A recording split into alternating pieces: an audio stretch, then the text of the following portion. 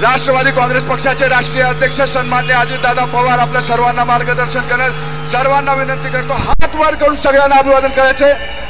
राष्ट्रवादी काँग्रेस पक्षाचा एकच वादा, एकच वादा आणि महाराष्ट्राचा एकच वादा, अरे महाराष्ट्राचा एकच वादा। अजित दादा आगे बढ़ो, अजित दादा आगे बढ़ो। सर्वांनी आपले मोबाईल वर काढून टॉर्च काढून अजित दादाचं स्वागत आपल्याला करायचंय। सर्वांनी आपल्या खिशातले मोबाईल काढून टॉर्चची लाईट टाकून अजित दादाचं भाषणाच्या आधी स्वागत करायचंय। सर्वांनी आपल्या खिशातले मोबाईल काढा, सर्वांनी आपल्या मोबाईलच्या लाईट चालू करा। या ठिकाणी सर्वांनी जे वर बसलेले त्यांनी सर्वांनी मोबाईलची टॉर्च चालू करून अजित दादांना दाखवून द्या, दादा आम्ही तुमच्या पाठीशी खंबीरपणे उभे आहोत। महाराष्ट्राचा एकच वादा आणि महाराष्ट्राचा एकच वादा, अजित दादा आगे बढ़ो, अजित दादा आगे बढ़ो। मी सन्माननीय अजित दादा पवार यांना विनंती करतो की त्यांनी मार्गदर्शन करावे। आपल्या सगळ्यांचे राष्ट्रवादी काँग्रेस पक्षाचे राष्ट्रीय अध्यक्ष कार्याध्यक्ष प्रफुल्ल पटेल साहेब, प्रदेशाध्यक्ष सुनील तटकरे जी, मंत्रिमंडळातील माझे सहकारी हसन मुश्रीफ जी, नरहरी झिरवाळ, अण्णा बनसोडे, माणिकराव कोकाटे, बाबासाहेब पाटील, मकरंद पाटील, आदिती तटकरे, इंद्रनील नाईक, खासदार नितीन पाटील, सुनेत्रा पवार, रुपाली चाकणकर, धर्मराव बाबा आत्राम, नवाब मलिक, शिवाजीराव गर्जे, धीरज शर्मा, धनंजय मुंडे, इद्रिस भाई नायकवाडी, सूरज चव्हाण, मुश्ताक अंतुले, अविनाश अधिक, सयाजीराव शिंदे, आनंद परांजपे, लतीफ तांबोळी, सुनील मगरे, कल्याण आखाडे, प्रशांत कदम, संध्या सोनवणे, ज्यांनी इथं आपल्या सर्वांची जेवणाची उत्तम सोय केली ते आमचे मुळशी भोर वेल्ल्याचे आमदार शंकरभाऊ मांडेकर, तसंच प्रदीप गारटकर, सुनील टिंगरे, सुभाष जगताप, योगेश बहल,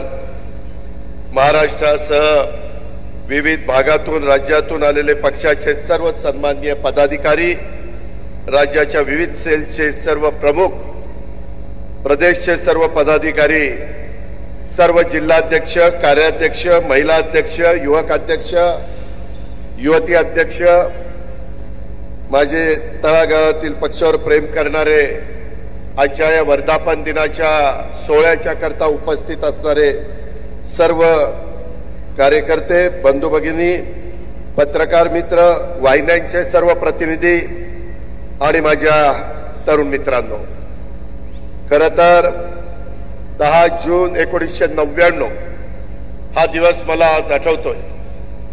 त्यावेळेस आदरणीय पवार साहेबांनी, संगमाजींनी, तारिक अन्वीरांनी, प्रफुल्ल पटेलांनी, छगन भुजबळ साहेब, मधुकर पिचड, विजयसिंह मोहिते पाटील, पदमसिंह पाटील, हे अनेक मान्यवर, हे सगळे ज्येष्ठ नेते होते आणि यांनी सर्वांनी मिळून आपण त्यावेळेस सर्वांनी पाठिंबा दिला आणि राष्ट्रवादी काँग्रेस पक्षाची स्वाभिमानातनं त्या ठिकाणी स्थापना झाली।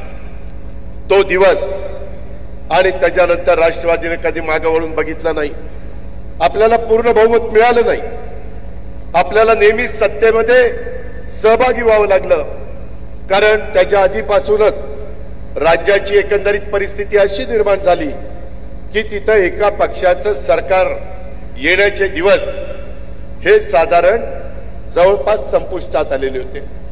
कुणाला आघाडी करावी लागायची, कुणाला युती करावी लागायची, केंद्रात कुणाला युपीए करावं लागायचं, केंद्रात कुणाला एनडीए करावं लागायचं, अशा प्रकारची राजकीय परिस्थिती आपल्या देशाने राज्याने पाहिली, हे कोणी नाकारू शकत नाही।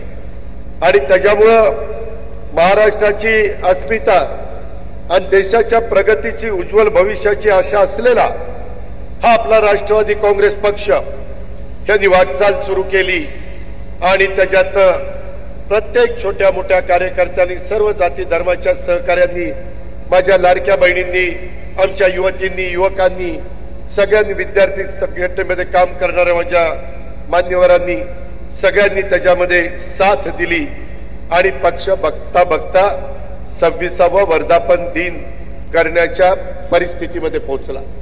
त्याच्या आधी आपले बहुतेक वर्धापन दिनाचे कार्यक्रम हे मुंबईला व्हायचे, परंतु यावेळेस सुनील तटकरेजी मला म्हणाले की आपण वेगवेगळ्या ठिकाणी कार्यक्रम घेऊ। यावेळेस पुण्याला घेऊ, कधी नाशिकला घेऊ, कधी पुढच्या वेळेस नागपूरला घेऊ, कधी संभाजीनगरला घेऊ। अशा पद्धतीनं आपण तुमचा माझा महाराष्ट्रामध्ये वेगवेगळ्या भागामध्ये हे वर्धापन दिन साजरे करायचे आणि त्याच्यातून कार्यकर्त्यांची हितगुज साधायची, कार्यकर्त्यांना मार्गदर्शन करायचं, वेगवेगळ्या नेत्यांचे विचार ऐकवायचे। अशा पद्धतीचा निर्णय तो झाला। आज ज्या प्रचंड संख्येने तुम्ही इथं उपस्थित आहात, मला खरोखरीच एक वेगळ्या प्रकारचं समाधान मिळतंय की आज जो उत्साह तुमचा दुपारपासून पाहायला मिळतोय तो उत्साह बघितल्यानंतर माझ्यासारख्या कार्यकर्त्यालाही वाटतं की आपण अधिक जोमाने काम केलं पाहिजे, अधिक लोकांच्या मध्ये जाऊन आपल्या प्रश्नाचे काही प्रश्न आहेत ते सांगण्याचा प्रयत्न केला पाहिजे। आज अनेकांनी मला फोन केले की दादा आम्ही निघालोय, एवढ्या गाड्या घेऊन एवढ्या बसेस घेऊन निघालोय, आपण सगळेजण व्यवस्थित आलात हे बघून मला मनापासूनच समाधान आहे। सगळ्यांनी जेवण पण केलंय का? जेवण पण झालेलं आहे। माझी आत्ताच मी सांगतो, भाषण संपल्यानंतर तुम्ही गडबडीत जाल, माझी आपल्या सगळ्यांना विनंती आहे, हात जोडून विनंती आहे की जाताना पण आपापल्या घरी व्यवस्थित जा, गाडी व्यवस्थित चालवा, सुखरूप पोचा। घरी वाट बघणारे प्रत्येकाच्या घरातले कुणी ना कुणी आहे आणि त्याच्यामुळे पोचलं की संबंधित पदाधिकाऱ्यांना फोन करा। अजिबात धावपळ करण्याच्या भानगडीमध्ये पडू नका। आता बहुतेक रस्ते वगैरे सगळं चांगलं केलेलं आहे, कुठं राहिलेलं असेल तर ते चांगलं करण्याचं काम देखील आम्ही लोक करू, त्याबद्दल काळजी करू नका, परंतु व्यवस्थित परत जा एवढीच सुरुवातीला आपल्याला स्वागताच्या निमित्तानं सांगतो आणि जाताना पण तशा प्रकारची विनंती करतो। मित्रांनो, एकंदरीतच मी सीमा भागातल्या मराठी माणसांना सांगू इच्छितो, हा राष्ट्रवादी काँग्रेस पक्ष हा शिवशाहू फुले आंबेडकरांच्या विचारधारेनं स्वर्गीय यशवंतराव चव्हाण साहेबांचं बेरजेचं राजकारण करणारा, सुसंस्कृत महाराष्ट्रामध्ये कशा पद्धतीनं लोकांशी वागलं पाहिजे, बोललं पाहिजे, त्या ठिकाणी पुढे गेलं पाहिजे, ह्या विचारांनीच आपल्या पक्षाची स्थापना झाली आणि आपला पक्ष देखील त्याच विचारांनी पुढे जातोय। ही गोष्ट प्रत्येकाने सातत्याने मनामध्ये ठेवली पाहिजे। काही जण विचारतात किंवा तुम्ही भाजप बरोबर गेला। मित्रांनो, आपला राष्ट्रवादी काँग्रेस पक्ष 2019ला शिवसेनेच्या बरोबर सरकार केलं होतं की नाही? केलं होतं। त्यावेळेस देखील काही तडजोड केलेली होती। शेवटी विरोधी पक्षामध्ये नुसतं बसून घोषणाबाजी करून, आंदोलन करून, मोर्चे काढून चालत नाही। आपण साधू संत नाही, आपण उद्याच्याला लोकांना एक दिशा दाखवणारे, लोकांचे प्रश्न सोडवणारे आणि त्याच्यातून बेरजेचं राजकारण करणारे लोक आहोत। त्याकरता यावेळेस आपण ज्यावेळेस भाजपच्या बरोबर एनडीए बरोबर जायचं ठरवलं, महाराष्ट्रात महायुती बरोबर जायचं ठरवलं, आम्ही सगळ्यांनी विचार केला की सेक्युलर विचारधारेचे चंद्रबाबू नायडू आहेत, ते देखील एनडीए बरोबर आले।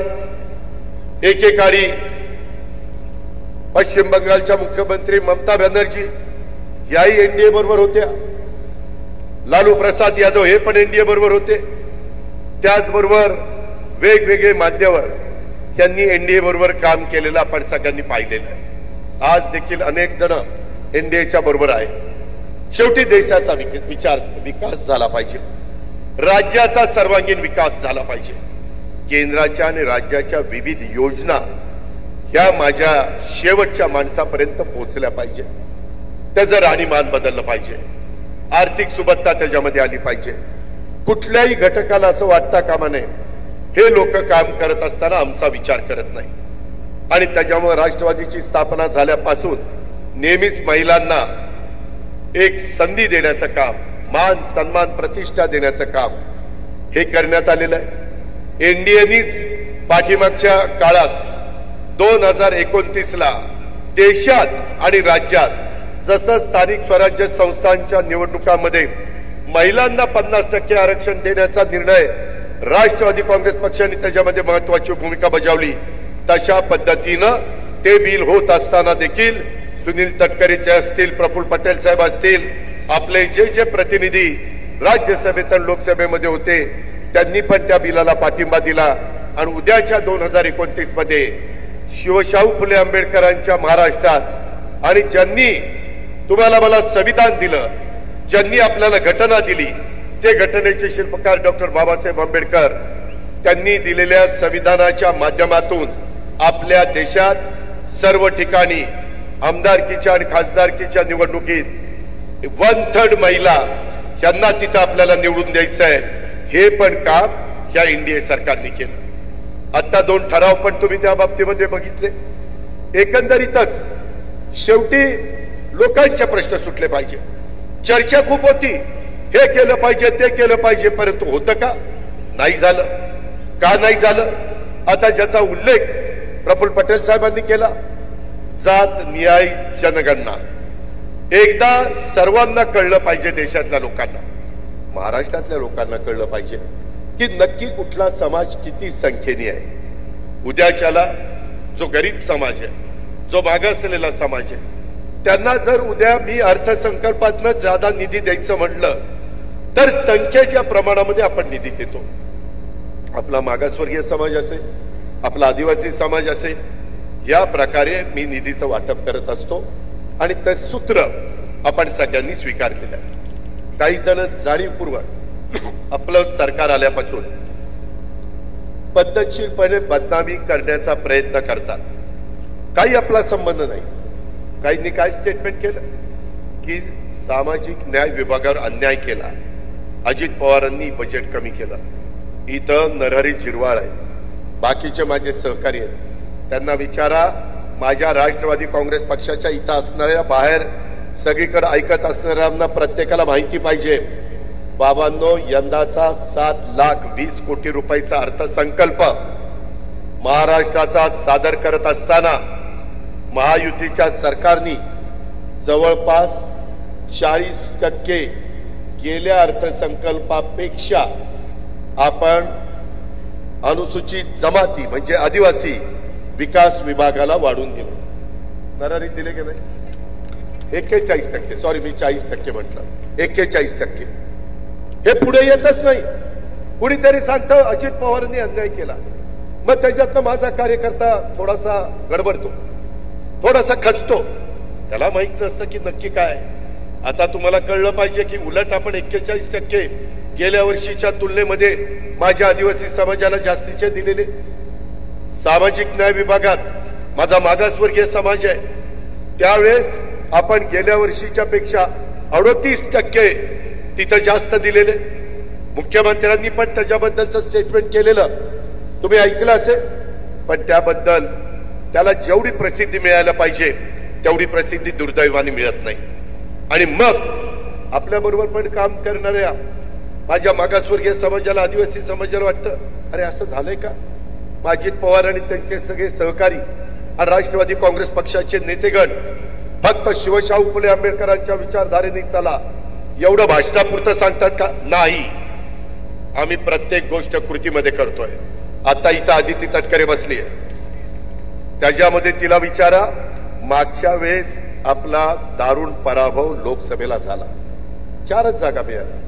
आम्हाला सगळ्यांना सांगितलं 1 जागा तुम्ही महादेवराव शिवणकरांच्या करता सोडा, नाही तर तिथं राजेश विटेकरची उमेदवारी ठरलेली होती. आपण ऐकलं.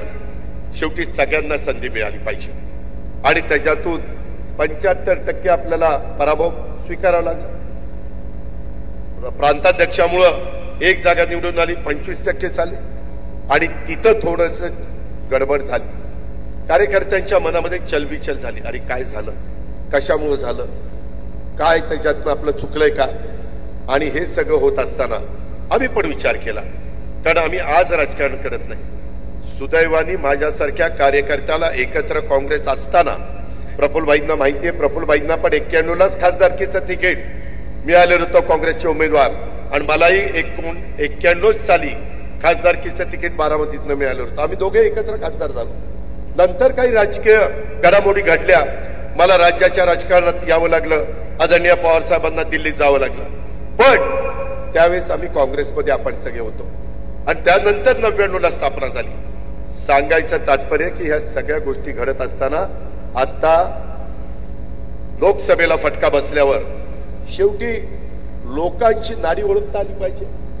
काय केल्यानंतर पुन्हा आपल्या महायुतीला पाठबळ मिळेल, काय आपल्या चुकलं, का कुठं आपण कमी पडलो, आणि त्याच्यातून आम्ही सगळ्यांनी चर्चा केली आणि तिथून लाडकी बहीण योजना पुढे आली. जबाबदारी मोठी होती. अर्थसंकल्पामधले जवळपास 40 ते 45 हजार कोटी रुपये या कामाच्या करता, पण माझ्या गरीब महिलांच्या करता, ज्यांच्या हातामध्ये कधी असं महिन्याला पैसे डीबीटी द्वारे येत नाही, त्यांनाही वाटतं की मी पण काहीतरी माझ्या कुटुंबाकरता करावं, मुलाबाळांकरता करावं, स्वतः करता करावं, असं बघणारा मोठा वर्ग चांद्यापासून बांध्यापर्यंत महाराष्ट्रामध्ये आहे आणि तो महिला वर्ग आहे. आणि त्याच्यामुळे तो विचार आपण केला. तो विचार करत असताना पुरुषांच्या करता पण आपण अनेक जण बळीराजा म्हणून काम करतात, शेतकरी म्हणून काम करतात, त्यांच्या करता देखील बरेच दिवस माझ्या मनात होतं की कुठंतरी यांना 3, 5, 7.5 हॉर्सपॉवर जेवढं आपल्याला झेपेल. कारण मी राज्यामध्ये फिरत असताना सगळ्यांना सांगतो, बाबांनो, सगळी सोंग करता येतात, पैशाचं सोंग नाही करता येत. आपला प्रपंच करत असताना, आपल्या घराचं कारभारी पण करत असताना, तालुक्याचं, गावचं, जिल्ह्याचं, राज्याचं नेतृत्व करत असताना, आणि त्याच्यातून ही 65,000 कोटीचा भार हा राज्य सरकारने त्या बाबतीमध्ये उचललाय. मी स्वतः आत्ताच मंत्रिमंडळाची बैठक करून त्या ठिकाणी आलोय. तिथं पण आम्ही सगळे येताना काही ना काही विचार केलाय की रिसोर्सेस कसे वाढतील. रिसोर्सेस पण वाढले पाहिजे. पगाराचा खर्च आहे, त्याच्यामध्ये आपल्याला पेन्शनचा खर्च आहे, तो तर करावाच लागतो, त्यांचा हक्क आहे, उपकार करत नाही आपण. आणि त्याच्यातून डेव्हलपमेंट पण झाली पाहिजे. अपेक्षा पण लोकांच्या खूप आहे आणि म्हणून या सगळ्या अपेक्षा पूर्ण करत असताना आम्ही अनेक प्रकारे त्याबद्दलचे निर्णय घेतो. कधी कधी काही जण असं बातम्या सोडतात की अजित पवार पैसे सोडत नाही. अरे पैसे सोडत नाही काय, माझ्या खिशात पैसे घेऊन बसलोय. शेवटी राज्य सरकारने अर्थसंकल्प सादर केल्यानंतर पैसे पहिल्या तिमाहीत आम्ही 20% सोडतो, दुसऱ्या तिमाहीत 40% सोडतो, तिसऱ्या तिमाहीत 60% सोडतो, नंतर 80% आणि शेवट महिन्यात 100%. अशा पद्धतीचं ते नियोजन असतं. मित्रांनो, हे सगळं करत असताना मागच्या मंत्रिमंडळाच्या बैठकीत नरहरीला आठवत असेल की मागच्या आठवड्यात मंत्रिमंडळाच्या बैठकीत महाराष्ट्र राज्य अनुसूचित जमाती आयोगाला वैधानिक दर्जा देण्याचं काम आम्ही केलं. वैधानिक दर्जा. आणि त्याच वेळेस लक्षात आलं की अशाच पद्धतीनं आपल्या अनुसूचित जातीला पण दिलं पाहिजे, कारण आयोग होता परंतु वैधानिक दर्जा नव्हता. आम्ही सांगितलं की पुढच्या कॅबिनेटला विषय आला पाहिजे. मित्रांनो, आज झालेल्या मंत्रिमंडळाच्या बैठकीमध्ये आपल्या महायुतीच्या सरकारने महाराष्ट्र राज्य अनुसूचित जाती आयोगाला वैधानिक दर्जा देण्याचं पण काम केलं. तुम्ही लक्षात आणून द्या, अनेक कार्यकर्ते, अनेक सहकारी आहेत. शेवटी आपल्याला काम करायचंय. जनतेने आपल्याला मोठ्या ताकदीने निवडून दिलेलं आहे. आता जनतेचा विश्वास याला कुठं तडा जाऊन द्यायचा नाही आणि तशा पद्धतीनं आपल्या सगळ्यांचं काम त्या ठिकाणी सुरू झालेलं आहे. आज हा पक्षाचा वर्धापन दिन सोहळा हा मुख्य पुण्यामध्ये होत असला तरी राज्याच्या इतरही भागात आणि देशाच्या इतर भागात जिथं जिथं राष्ट्रवादी काँग्रेस पक्षाचे आपले पदाधिकारी आहेत ते देखील त्या भागामध्ये आजचा हा वर्धापन दिनाचा साजरा करतायत. त्याही गोष्टीचं समाधान मला आणि माझ्या सगळ्या सहकाऱ्यांना आहे. पक्षाचे जे कार्यकर्ते इथं काही कारणाने उपस्थित राहू शकले नाही, नेते उपस्थित राहू शकले नाही. भुजबळांचा पहिलाच दौरा हा परदेशी ठरलेला होता. दत्ताभाऊ भरणेंचा पण 3 दिवसापूर्वी परदेशाचा दौरा पहिलाच ठरलेला होता. दिलीप वळसे पाटील साहेबांची तब्येत गेले 2-3 दिवस काल VSIच्या पण कार्यक्रमाला ते आले नाही. त्याच्यामुळे हे प्रमुख 3 नेते येऊ शकले नाही याची पण नोंद घ्या. इतर पण काही कार्यकर्ते काही अडचणीमुळे येऊ शकले नाही आणि त्याच्यामुळं राज्याच्या वेगवेगळ्या भागातनं देशाच्या वेगवेगळ्या भागातनं आपापल्या भागात वर्धापन दिन मोठ्या उत्साहाने साजरा केला जातोय. त्या समस्त कार्यकर्त्यांचं, नेत्यांचं, बंधू भगिनींचं, पदाधिकाऱ्यांचं मी विशेष अभिनंदन करतो. त्यांना तसंच इतरही भागामध्ये आपले कार्यकर्ते आहेत त्यांचेही मी मनापासून आभार मानतो आणि आपल्या सर्वांना आजच्या 26व्या वर्धापन दिनाच्या निमित्तानं मनापासून हार्दिक शुभेच्छा देतो. आपली आता जबाबदारी वाढली. मित्रांनो, राष्ट्रवादी काँग्रेस पक्ष हा केवळ पक्ष नसून हा महाराष्ट्रात महाराष्ट्र हिताचा विचार करतो. देश पातळीवर भारताचा हिताचा विचार करतो. तिथेही राष्ट्रवादीचा विचार जपणाऱ्या आणि जिवंत ठेवणाऱ्या समस्त जे काही बंधू भगिनी आहे, लोककल्याणाचा ध्यास हा आपल्या पक्षाने पहिल्यापासून स्वीकारलेला आहे. समाज सुधारकांच्या आणि संत महात्म्यांच्या, महापुरुषांच्या कार्याचा आणि विचारांचा पालक आणि वाहक म्हणून मित्रांनो आपण सगळे काम करतो. सत्ता येईल, सत्ता जाईल. ताम्रपट कुणी जन्माला घेऊन आलेलं नाहीये, परंतु राज्यातल्या प्रगत, पुरोगामी, सुधारणावादी विचार हा जिवंत राहिला पाहिजे. राज्यातला मागासवर्गीय, आदिवासी, ओबीसी, अल्पसंख्याक समाजाच्या हिताचं, बहुजनांच्या अधिकारांचं रक्षण झालं पाहिजे. त्यांची जबाबदारी आपल्या राष्ट्रवादी काँग्रेस पक्षावर आहे. हे प्रत्येक कार्यकर्त्यांनी लक्षात घेतलं पाहिजे. सत्तेवर असलो तरी सरकारमधून आणि सत्तेत नसलो तर रस्त्यावर संघर्ष करून ही जबाबदारी आपल्याला पार पाडावीच लागणार आहे. राष्ट्रवादी काँग्रेस पक्ष हा नेहमी शिवशाहू फुले आंबेडकर, स्वर्गीय यशवंतराव चव्हाण या महामानवांच्या विचारावर चालणारा पक्ष आहे आणि त्यामध्ये मी आज वर्धापन दिनाच्या निमित्तानं सांगतो, बाबांनो, कधीही तडजोड केली जाणार नाही. त्याच विचारांनी हा राष्ट्रवादी काँग्रेस पक्ष हा पुढे जाईल. त्या दिवशी जर कधी तडजोड करायचा विचार झाला तर त्या दिवशी ह्या पक्षाचा पाया हा कमकुवत होईल. त्याला तडा गेल्याशिवाय राहणार नाही. हे सुद्धा आपण सगळ्यांनी लक्षामध्ये घेतलं पाहिजे. म्हणून ही लढाई ही विचारांची आहे आणि ती विचारांच्यासाठी आहे. ती विचारांनीच तुम्हाला मला लढावी लागणार आहे. राष्ट्रवादी काँग्रेस पक्ष आज पुढे जात असताना वेगवेगळ्या पद्धतीनं अनेक वेगवेगळ्या प्रकारचे प्रसंग येत असतात.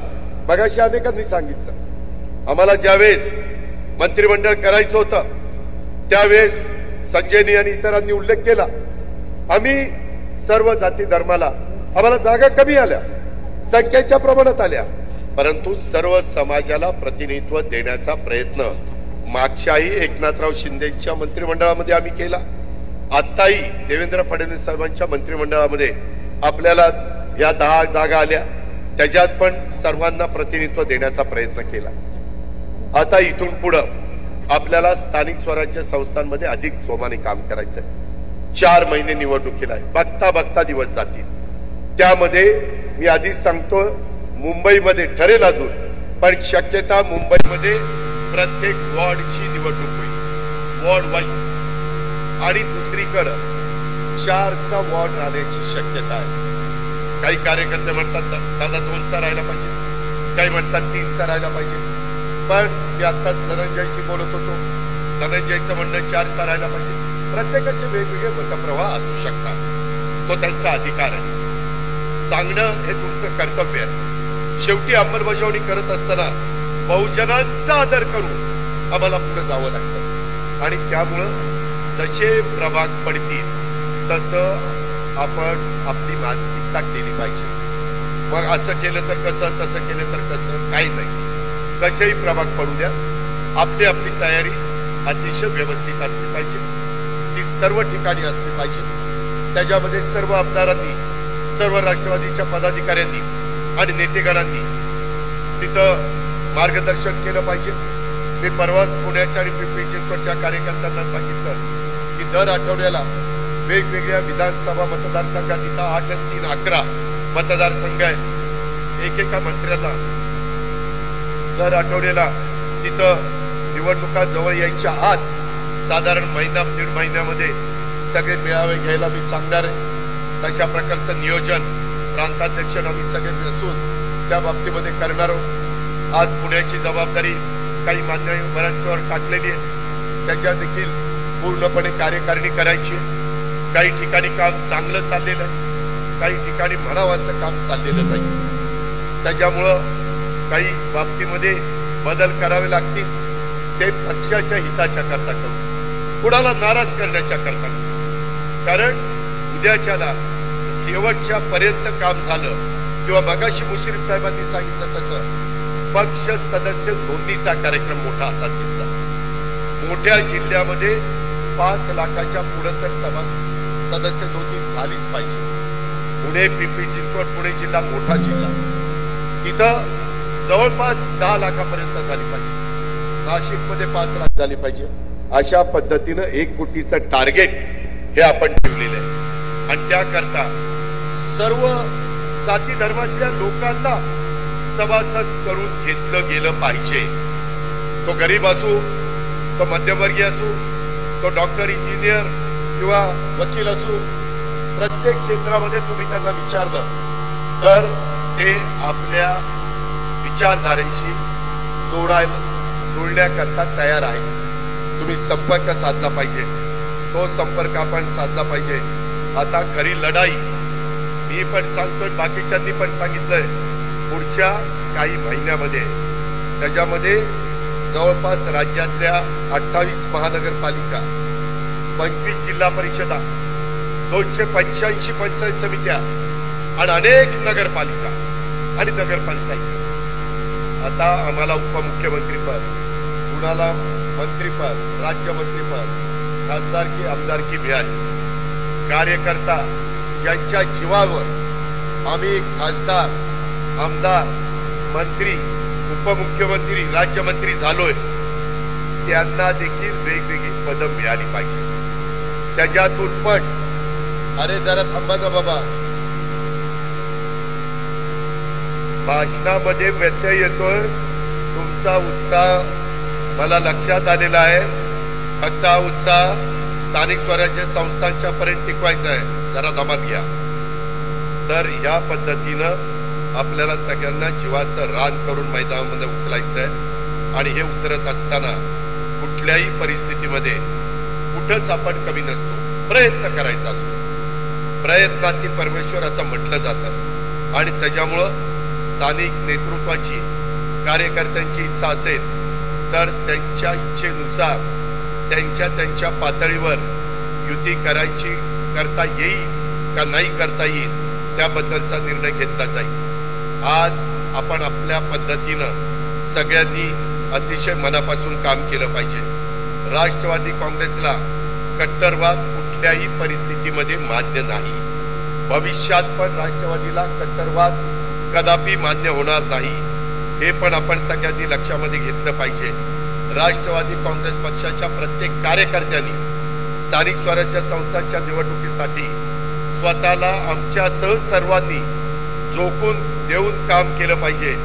यावेळेस आपण तरुणींना, महिलांना, शक्तीला संधी मोठ्या प्रमाणावर देण्याचा त्या बाबतीमध्ये प्रयत्न करणार आहोत आणि म्हणून आपली पक्ष संघटना वाढवण्याच्या करता अधिकाधिक तरुण तरुणी, अधिकाधिक माता भगिनी, अधिकाधिक डॉक्टर, वकील, व्यापारी, उद्योजक अशा अनेक घटकांना आपल्याला पक्षात आणायचंय, पक्ष कार्यात आपल्याला सक्रिय ठेवायचंय।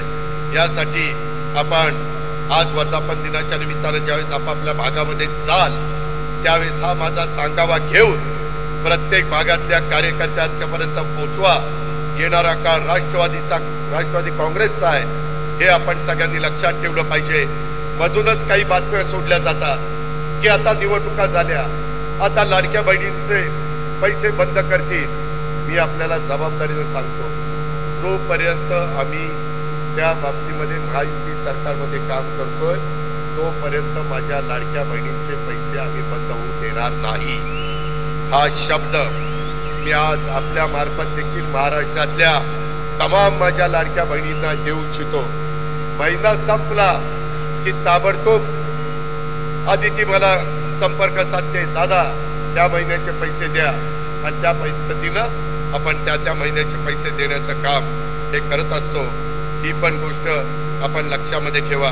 आपल्या प्रत्येकाच्या गावात, आपल्या शहरामध्ये, आपल्या तालुक्यात, जिल्ह्यात, महत्वाचं म्हणजे आपल्या प्रत्येकाच्या घरामध्ये हे राष्ट्रवादी काँग्रेस पक्ष वाढवण्याचं आणि पक्षाचा पुरोगामी विचार हा पोचवण्याचं काम हे त्या बाबतीमध्ये झालं पाहिजे। हे मात्र आपल्याला विसरता येणार नाही। एकता, समता, बंधुतेचा विचार इथल्या मातीत शिवशाहू फुले आंबेडकरांच्या महाराष्ट्राच्या मातीमध्ये खोलवर रुजलाय। इथं स्वातीय द्वेष, धार्मिक हिंसेला स्थान नाही। तशा पद्धतीचं राजकारण काही दिवस कदाचित चालेल, परंतु दीर्घकाळ लोकांच्या मनामध्ये राहायचं असेल तर सर्वांना बरोबर घेऊनच आपल्याला पुढे जावं लागेल। येणाऱ्या काळामध्ये समाजातला शेतकरी असेल, कष्टकरी असेल, विद्यार्थिनी, व्यापारी, उद्योजक, तरुणांचे, माता भगिनींचे प्रश्न हे आपल्याला सोडवायचे।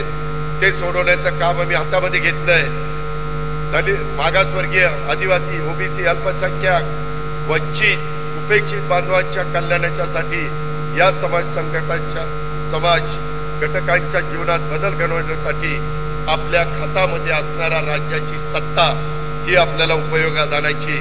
सुदैवाने माझ्याकडे अर्थ आणि नियोजन खात्याचं मंत्रीपद आहे, कृषी खातं माणिकरावांच्याकडे आहे, वैद्यकीय शिक्षण प्रफुल्लभाईंच्याकडे, महिला बाल विकास आपल्या आदितीकडे आहे, अन्न नागरी पुरवठा भुजबळ साहेबांच्याकडे, फूड अँड ड्रग्जचं आपल्या नरहरी झिरवाळकडे, अनेक महत्वाची खाती अनेक मान्यवरांच्याकडे, आणि त्याचा उपयोग समाजाच्या करता झाला पाहिजे।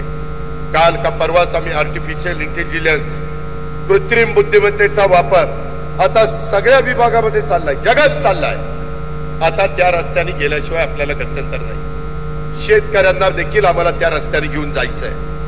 तशा पद्धतीनं मला वाटतं पुढच्याच कॅबिनेटमध्ये माणिकराव कोकाटे यांना तो विषय आणायला सांगितलाय, त्याला आम्ही मान्यता देणार आहे। खरीप सुरू झालेलं आहे, तिथेही बियाणं खतं कमी पडणार नाही अशा प्रकारची व्यवस्था केली।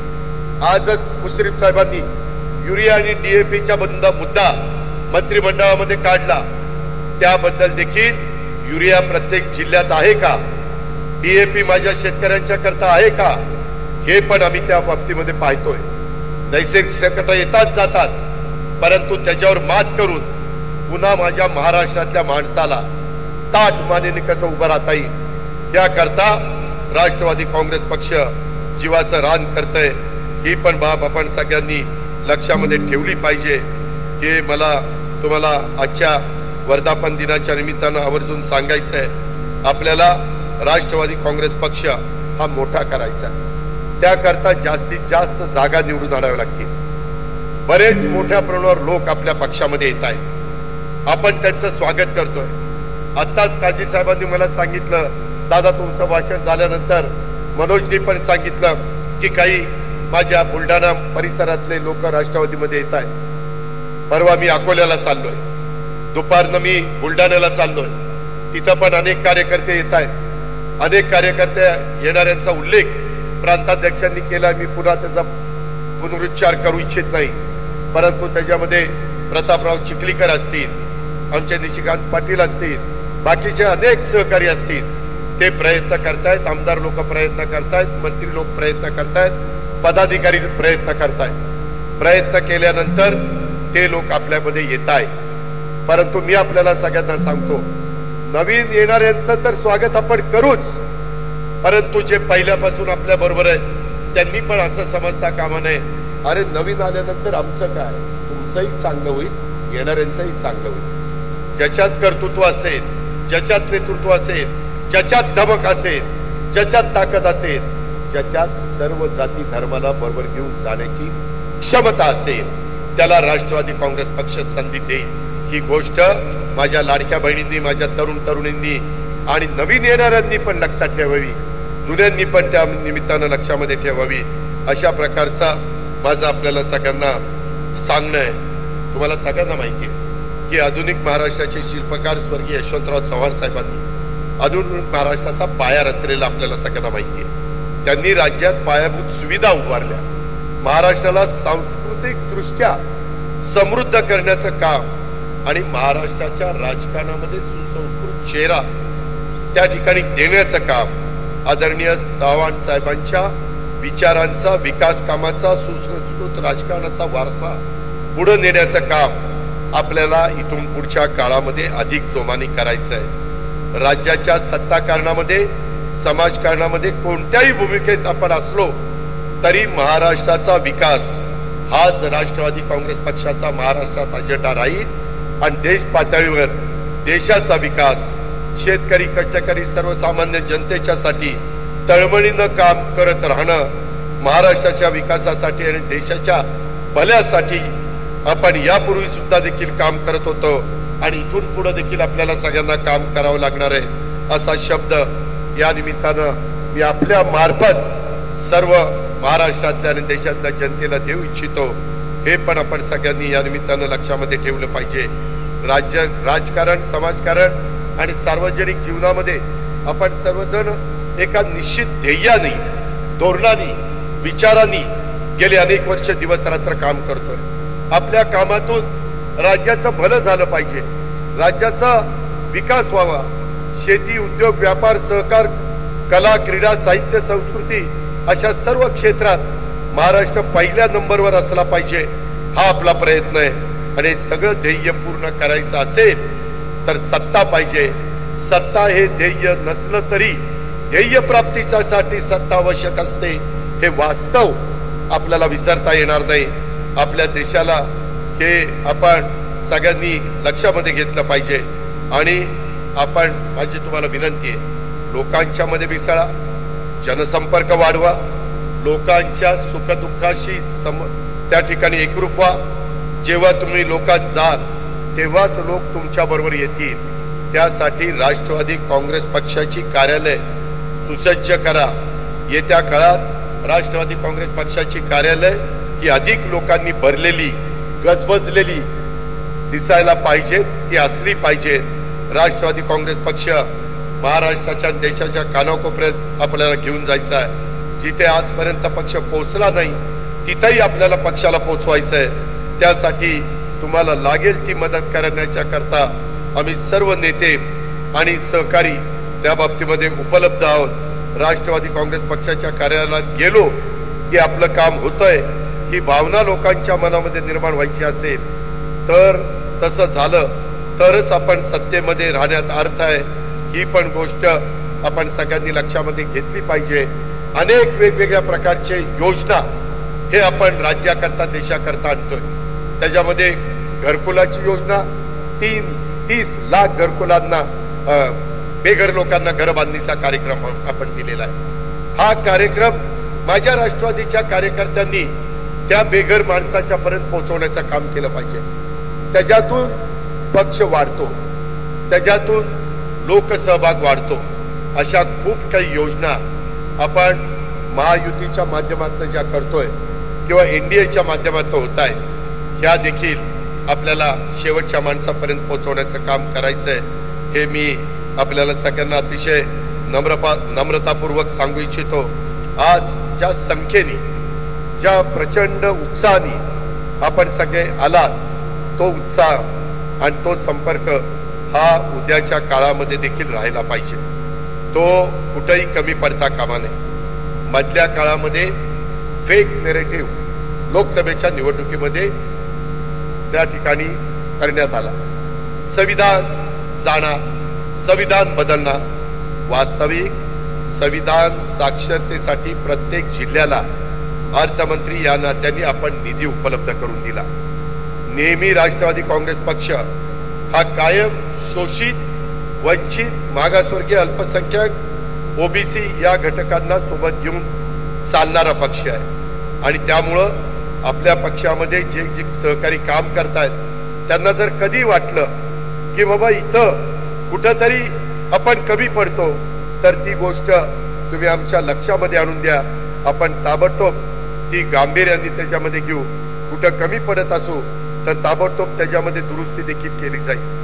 मित्रांनो, या 26व्या वर्धापन दिनाच्या निमित्तानं मी तुम्हाला शुभेच्छा देत असताना आपल्या राज्यामध्ये अल्पसंख्याक समाजाच्या कल्याणासाठी, रक्षणासाठी नेहमीच राष्ट्रवादी काँग्रेस पक्ष कटिबद्ध आहे.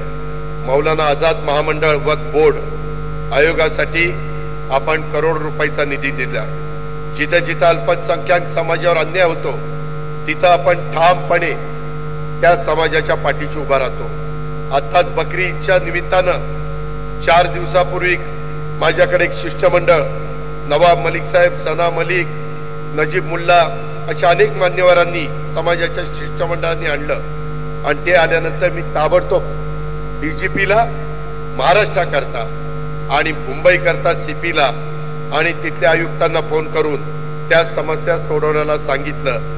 त्याचबरोबर काही दिवसापूर्वी मीरा भाईंदर मध्ये देखील काही संघटनांनी 6 महिन्यापूर्वी अशांतता पसरवण्याचा प्रयत्न केला. त्यावेळी सुद्धा असिफ शेख आणि काही सहकारी आले. समाजाच्या पदाधिकाऱ्यांना त्याच्यातनं आपण धीर दिला. डीजीपी, सीपी यांना फोन करून मीरा भाईंदर मध्ये कायदा सुव्यवस्था व शांतता अबाधित राखण्याच्या सूचना आपण दिल्या. सांगायचं तात्पर्य, आपण फक्त बोलत नाही, आपण ती कृती देखील वेळोवेळी ज्यावेळेस वेळ येते त्यावेळेस ती करून दाखवतो. ही पण गोष्ट आपण शेवटच्या माणसापर्यंत पोहोचवण्याचं काम या निमित्तानं केलं पाहिजे. अशा प्रकारची आग्रहाची, नम्रतेची, कळकळीची विनंती मी आपल्याला सगळ्यांना या कार्यक्रमाच्या निमित्तानं करेन. आज इथं आपल्या महाराष्ट्रातले अनेक कलाकार त्यांचे प्रश्न मार्गी लागण्याच्या करता इथं आलेत. त्यांच्याकरता JR पण काढलाय. बाबासाहेब पाटील असतील किंवा इतर सगळे आमचे सहकारी असतील, मराठी चित्रपट मालिका मधील कलाकार असतील, हे पक्षात काम करत असताना त्यांच्याही अडीअडचणी सोडवण्याचा आम्ही नेहमीच प्रयत्न करतो आणि पुढेही मी करत राहील. आता इथं सयाजीराव शिंदेंनी भाषण केलं.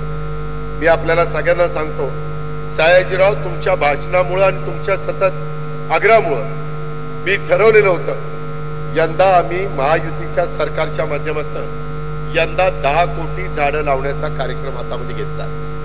10 कोटी आणि त्याकरता 3000 कोटी रुपयाची तरतूद केली. 3000 कोटी. आणि पुढच्या वर्षी, त्याच्या पुढच्या वर्षी, त्याच्या पुढच्या वर्षी आणि शेवटचं वर्ष, या 4 वर्षात दरवर्षी 25 कोटी झाडं लावायची.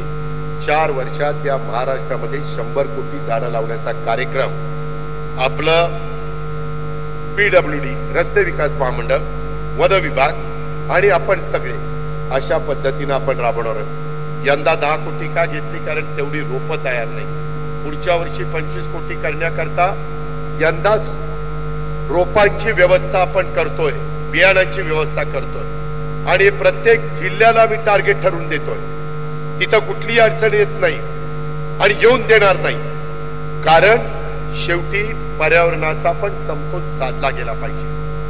राष्ट्रवादी काँग्रेस पक्ष काम करत असताना फक्त विकास विकास विकास नाही, प्रदूषण कमी झालं पाहिजे, पर्यावरणाचा विकास, पर्यावरण त्या ठिकाणी तेही साधलं गेलं पाहिजे. त्याच्यातही कुठं कमतरता भासता कामा नये. पाणी जे प्रदूषित होतं त्याही करता नदी सुधारचे कार्यक्रम हातामध्ये घेतले. असे विविध कार्यक्रम हे आपण राज्यामध्ये आणि देश पातळीवर राबवतोय आणि त्याच्यामुळं तिथं देखील राष्ट्रवादी काँग्रेस पक्षाच्या कार्यकर्ता आणि ती झाडं जगण्याच्या करता देखील आपण 3 वर्षाच्या करता व्यवस्था करतोय. 3 वर्षाच्या करता त्याला मनरेगा बरोबर कसं जोडता येईल अशाही प्रकारचा प्रयत्न चाललाय.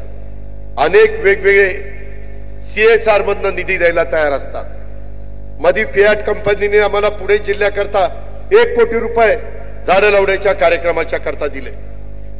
ह्या पद्धतीनं आपण पुढे जातोय आणि म्हणून सयाजीराव, तुमचं जे काही स्वप्न आहे किंवा तुम्ही आईला जे सांगितलेलं, आईला डोळ्यासमोर आणून तुम्ही जे काही एक संकल्प सोडलेला आहे, तो संकल्प सोडण्याच्या करता आपला राष्ट्रवादी काँग्रेस पक्षाचा प्रत्येक कार्यकर्ता हा अतिशय जोमाने काम करेल.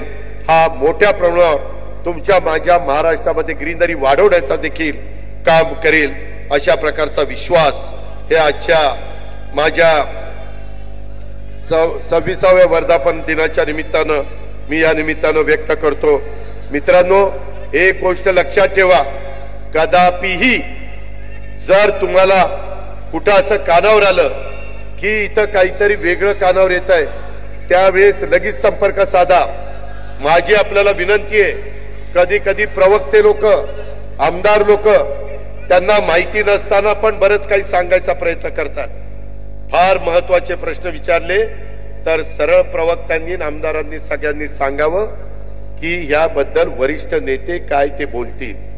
प्रत्येकाने बोलण्याचं काही कारण नाही, आम्ही बोलायला खंबीर आहे. बाकीचं काय बोलायचं तुम्ही बोला, कारण नसताना वेगळे प्रश्न निर्माण होतील अशा प्रकारचं वक्तव्य कुणाकडनं देखील होता कामा नये. ही गोष्ट आपण सगळ्यांनी अतिशय नम्रपणे लक्षामध्ये ठेवावी. संघटनेमध्ये काम करत असणाऱ्या प्रत्येक पदाधिकाऱ्याकडे पण माझं लक्ष आहे. मी इतके दिवस लोकसभेची निवडणूक आणि विधानसभेची निवडणूक म्हणून थोडंसं गप्प बसत होतो. आता इथून पुढच्या काळामध्ये इथं समोर बसणाऱ्या कार्यकर्त्यांना आम्हाला वेगवेगळी पदं मिळवून द्यायची आणि त्यांना पदं मिळवून देत असताना संघटनेमधला कोण पदाधिकारी जर कुठं चुकीचं वागत असेल, जर कुठं तो कमी पडत असेल तर त्याची हायगय केली जाणार नाही. याही गोष्टीची नोंद कृपा करून त्या बाबतीमध्ये घ्या. काही काही हौसे नवसे गवसे असे लोक असतात, परंतु त्या हौसे नवसे गवस्यांनी ह्या सगळ्या गोष्टीची नोंद घेतली पाहिजे. काम करताना गटाचं तटाचं काम करायचं नाही. आपल्याला राष्ट्रवादी काँग्रेस पक्षाची संघटना वाढवायची. इथं कुठलाही गट तट चालणार नाही. इथं पक्ष म्हणून आपण सगळेजण एक आहोत, हा आपला परिवार आहे. हे कृपा करून कोणी विसरता कामा नये, कोणी त्या ठिकाणी नाकारता कामा नये, कोणी त्याच्यामध्ये वेगळा विचार करता कामा नये. याही बद्दलची मी सूचना आपल्या सर्व सहकारी मित्रांना या निमित्तानं करतो. खूप काही गोष्टी आपण आपल्या राज्याच्या भल्याच्या करता करत असतो. वेळोवेळी वेगवेगळ्या भागामध्ये दौरे असताना त्याबद्दल ते काम तुम्हाला सांगितलं जाईल. त्याच्यात सतत संपर्क ठेवण्याचं काम आपण एकमेकांच्या स्तरावर त्या बाबतीमध्ये करू. आज प्रांताध्यक्ष सुनील तटकरेजींनी आणि त्यांच्या सगळ्या टीमनी ज्या पद्धतीनं हा 26वा राष्ट्रवादी काँग्रेस पक्षाचा वर्धापन दिन, त्याच्यामध्ये आता सगळ्यांची नावं घेत नाही, अनेकांनी मी बघत होतो, सगळेजण राबत होते, सगळेजण प्रयत्न करत होते आणि सगळ्यांच्या सहभागामुळं हा भव्य दिव्य अशा प्रकारचा सोहळा गेल्या अनेक वर्षामध्ये आजपर्यंत जेवढे वर्धापन दिन झाले त्याच्यामध्ये महत्वाच्या वर्धापन दिनामध्ये या वर्धापन दिनाची नोंद ही 100% झाल्याशिवाय राहणार नाही. एवढा उत्साहाने महाराष्ट्राच्या कानाकोपऱ्यातून आपण सगळेजण आला, त्याबद्दल मी प्रांताध्यक्षांसहित सगळ्यांचे मनापासून आभार मानतो. तुमच्याही सगळ्यांना धन्यवाद देतो. एवढंच बोलतो आणि या ठिकाणी थांबतो. जय हिंद, जय महाराष्ट्र, जय राष्ट्रवादी.